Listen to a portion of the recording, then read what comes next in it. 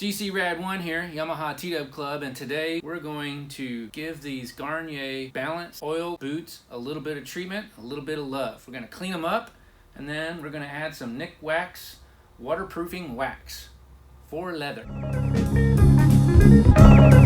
Alright, so I've had these Gaerne Balanced Oiled Boots since August of 2017. So 3 years, and probably about that time, I don't even know if I had 1,000 miles on my bike. My bike now has 9,000 miles on it, so these boots have been through it, at least 8,000 miles worth already. And they're still holding up great. They've been worth every penny. The part I like the most is how comfortable they are. And, you know, they work well on the foot pegs. They give you enough flex. They're not super hard like an MX boot. And they allow you the walkability of a nice hiking boot, but you can tell that you're wearing a lot more than a hiking boot. Sometimes hiking boots can be more stiff than this. But I learned about these boots from the trials riders in Europe. They're moving around on the bike quite a bit. They're standing around waiting between their motos. They're up in these mountains. So that's part of the reason why I've chosen this boot. But today we're going to talk about taking care of your boot. We're getting in the rain season here. These boots, I do give them some treatment from time to time. So generally, the good thing about cleaning your boots, it gives you a time to look over the boots, make sure that all the buckles are in good working order. And the great thing about the Gaerne product is these buckles are replaceable. And generally when you want to clean, I don't have a water hose over here or a sink down here, but I do have some water. You know, sometimes you might want to use a little soapy water. So if you need a little bit of soapy water, my favorite, Simple Green, just take a little rag and kind of, you know, you want to kind of give them all a wipe down, get all the dust out of everything. Also too, bicycle guys will know this is, I think you can pick them up at Pep Boys or O'Reilly's, any of your auto parts store, just a kind of a good thick brush. And I'll like to get into those seams along the edge. They may have some crust from when you're standing in your last mud puddle picking up your bike, but I'll give them a good working all around the sole.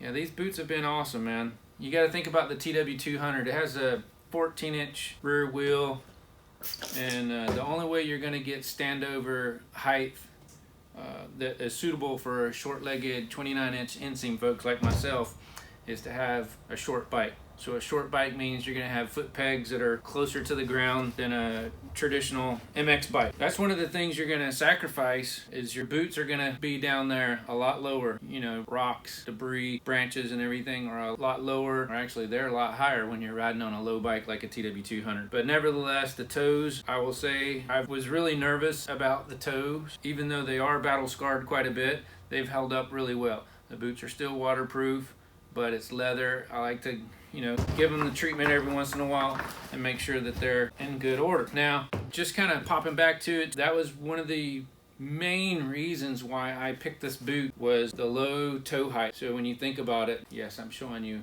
All right, I'll do it right. I'll do it right. On the shifter side, the shifter's out here. What I like about this boot has a very low toe cap height, so it's easy to get this boot underneath the shifter for your shifts.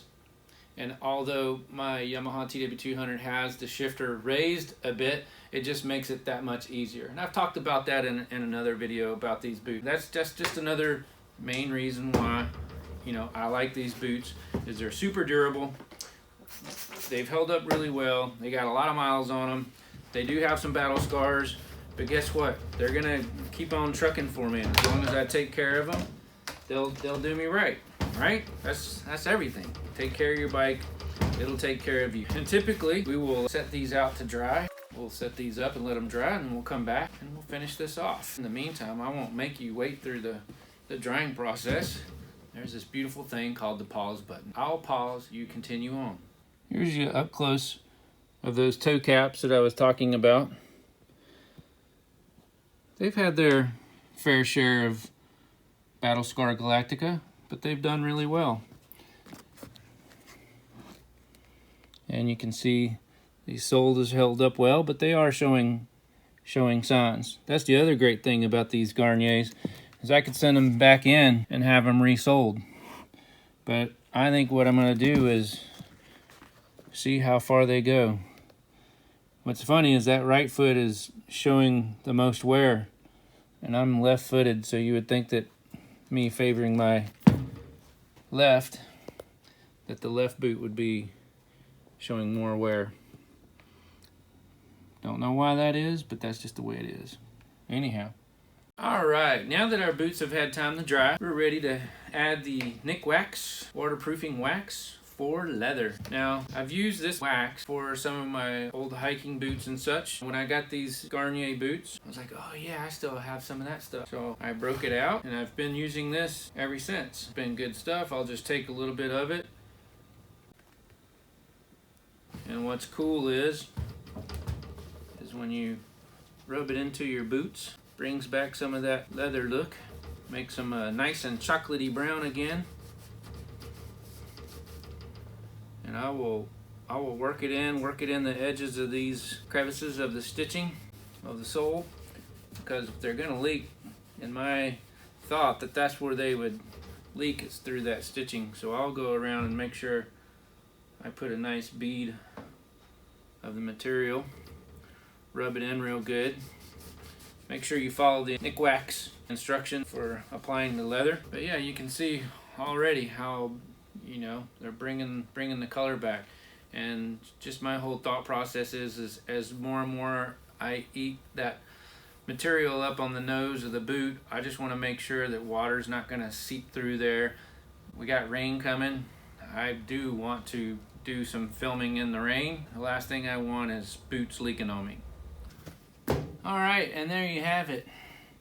My boots have been Nikwaxed. Yeah, I love these boots, man. I know they're expensive, but if you're serious about your feet, taking care of them, and just being comfortable all day, that's the one thing I can say about these boots, is they are comfortable on the bike, off the bike, and long days in the saddle, you'll be comfortable all day. So when you spend that kind of money on a good boot, you want to take care of it. Now there you have it. They're ready for the next round. Alright, let's do this.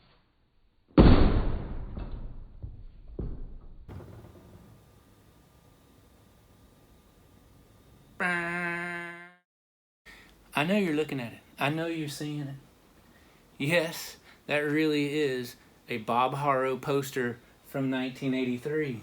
That hung in my bedroom as a kid, and now that I'm back home in Alabama, some of my stuff is still hanging around in the shop here that my mom cleaned out my room and stuffed out here. But yeah, that's one of the things that survived. It's pretty rad to look back. Yes, I grew up BMX. If anyone here in Alabama knows my real history, I started a bike shop in high school, and yeah, Rodney's BMX. It was in Center Point, Birmingham, Alabama. Gotta love it. I don't know what else to say, but I know you're buying it.